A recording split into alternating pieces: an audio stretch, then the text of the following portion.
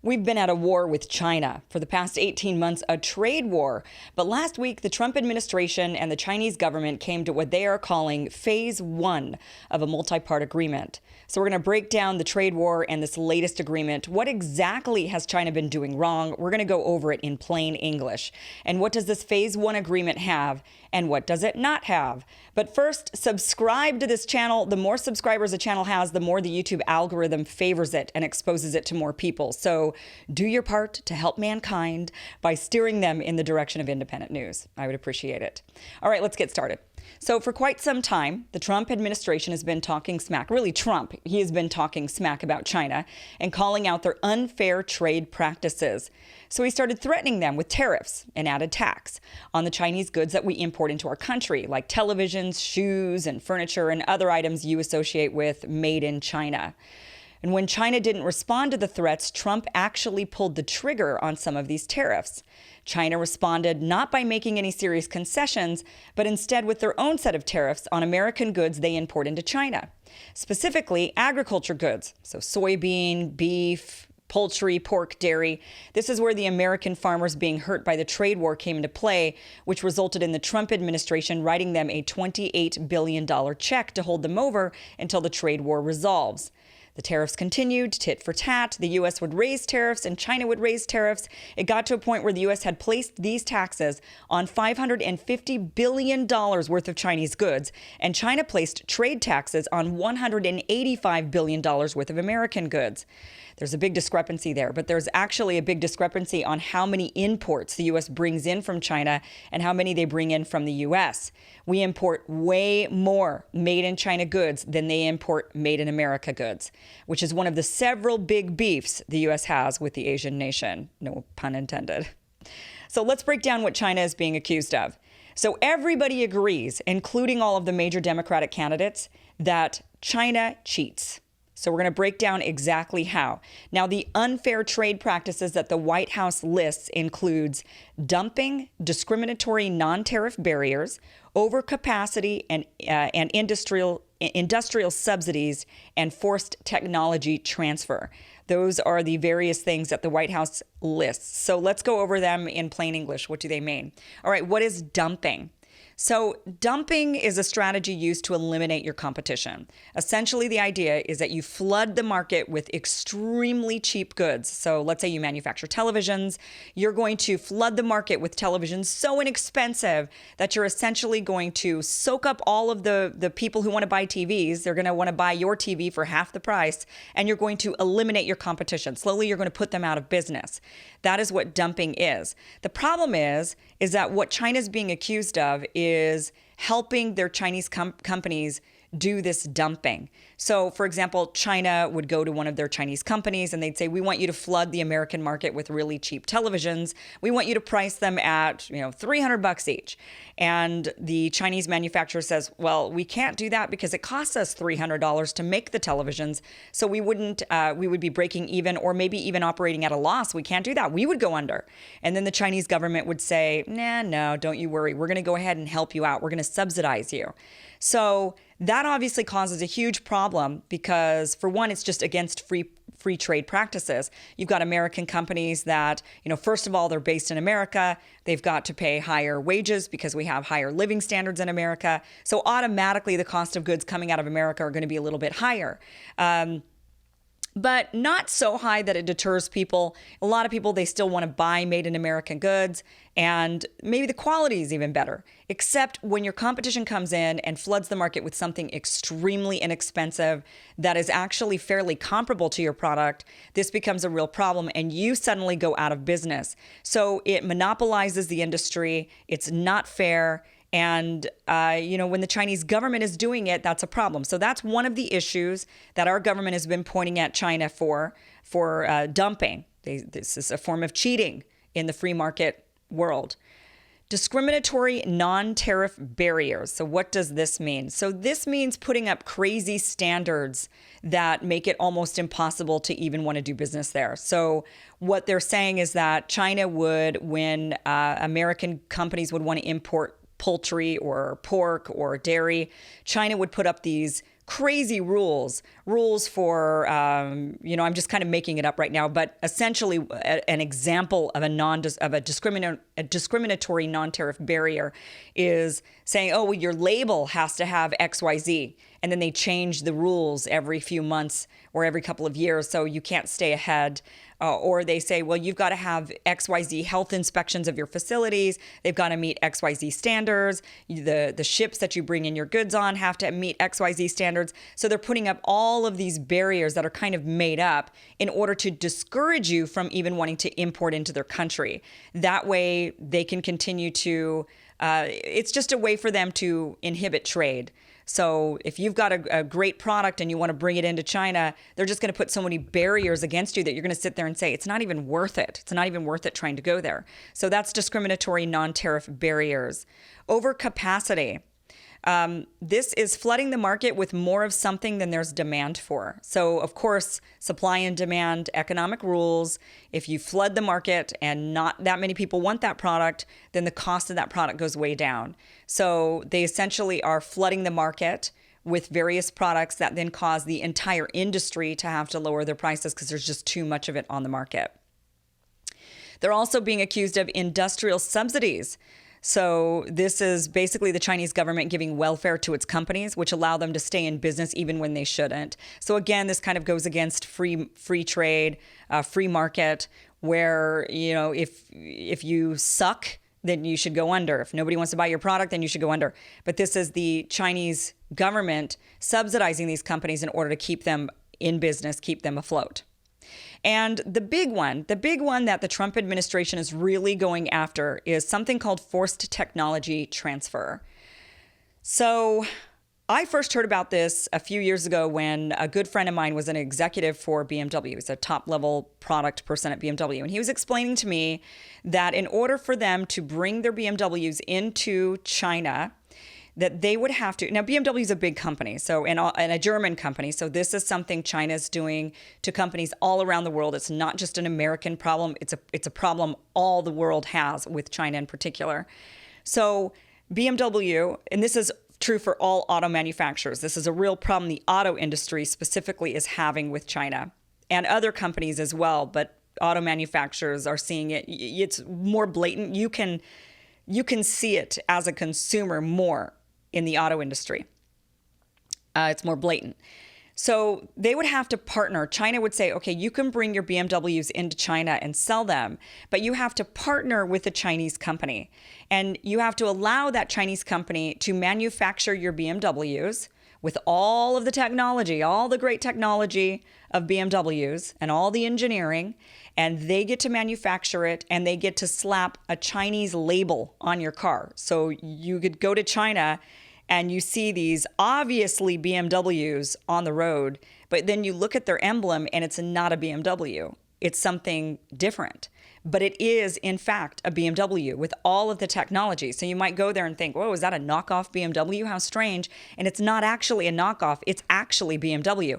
They were forced to partner with that Chinese company, and they were forced to then slap that Chinese company's label on their car and sell them under that Chinese label. It's a way for the population to not become familiar with your brand. So brand identity is a big thing, but if the population isn't aware of your brand and they see this other nice luxury car but under this other emblem, that's what they're associating with that luxury. So then China would say, okay, you can bring in some BMWs with the BMW emblem, but for the most part, you have to partner with this Chinese company, and that's who you're going to sell your cars with. So this means you have to hand over not only your branding, so not only are you not able to brand your product in China under your brand that you've built around the world, but now you have to actually transfer the technology to a Chinese company.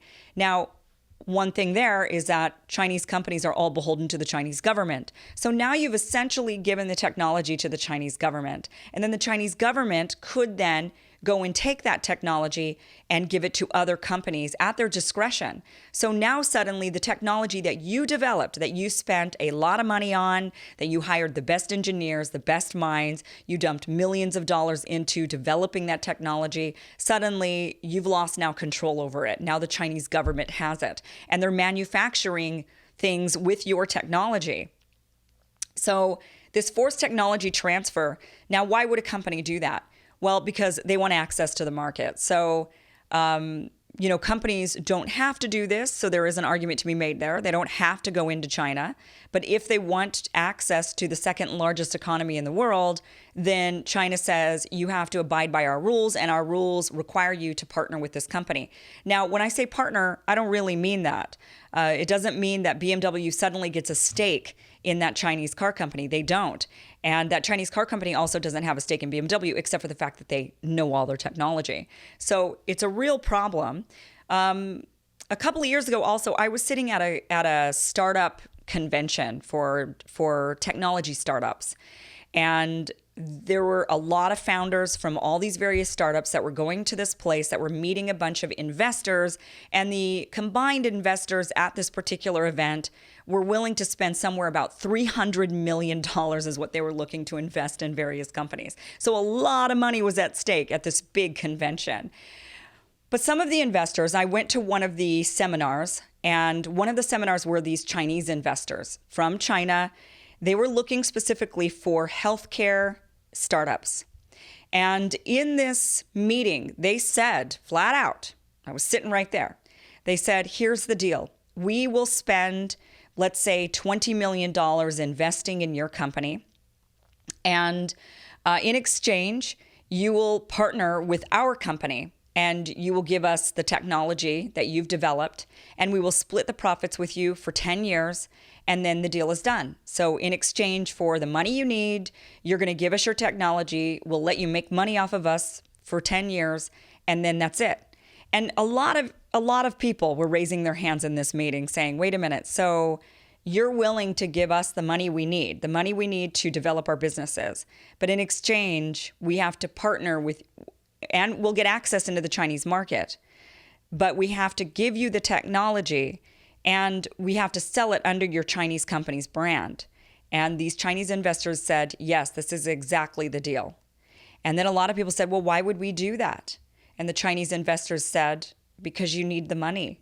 So you need money to get your business going. You need money to further advance your technology. We will give you that money, but in exchange, you're going to give us your technology. So now in the world of investment, that's, you don't typically have to hand over your entire company to your investor. Sometimes, they usually just take a percentage of your company, and they're incentivized in you also making a lot of money. Then they make money. But in this case, the deal was much more difficult for these companies that are really desperately needing millions of dollars to get their companies off the ground. Now, they wouldn't have to partner with that Chinese company for the rest of the world market. And that was the argument that these investors were making. They were saying, look, you'll have the money. You'll develop with that money. With that development, you can sell your product anywhere in the world, and we don't touch any of that money. But when you want into the Chinese market, you have to partner with our Chinese company, in which case you can have half the money for 10 years, and then that's it, and then you're cut out. Then the problem is, you have to think 10 years from now, what happens? That Chinese company now has your technology. Now they're able to enter the world market and compete against you with your exact technology and undercut you and wipe you out. So it's truly a deal that might seem really enticing in the beginning when you're needing those millions of dollars to start up and to develop your technology, but in the end, it's not a very good deal. So forced technology transfer is the biggest issue that the United States has with China. It's the biggest beef. It's where the most money is really at stake. So let's go over the deals, the phase one deal. So Trump has made it clear this is just phase one. There's going to be multi-phases of this deal. They are not lifting all the tariffs on China. They're just lifting some of the tariffs until China continues to make more deals, phase two, and I don't know how many phases Trump has in mind. But this particular deal, what it includes is, for the next 2 years, China is going to buy an additional $200 billion in American goods. So right now we're operating at a trade deficit where we import way more goods from China than China imports from the United States. So China is saying, okay, we'll even that out a little bit, and we will buy an additional $200 billion in American goods, specifically agriculture goods. So this is actually a win for the farmers. I know a lot of people don't want to admit it, but this is actually a win for the farmers.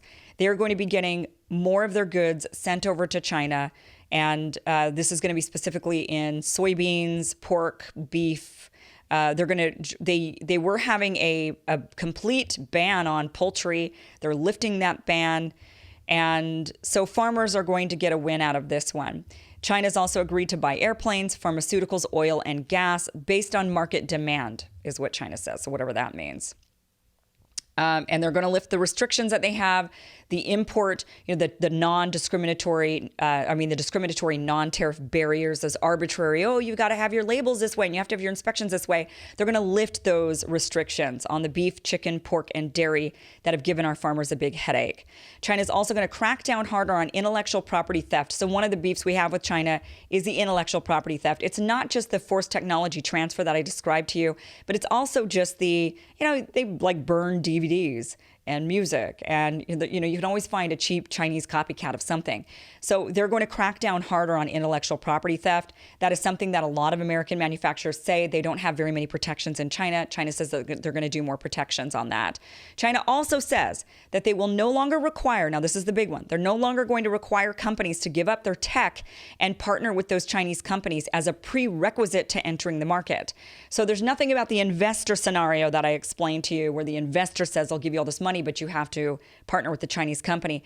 But so that's still, they just said they won't direct companies to do that. They won't necessarily support them in doing that. But if they do that, they're going to do what they're going to do. But they said as a government, they're not going to require companies to give up their tech and partner with the Chinese company in order to enter the Chinese market.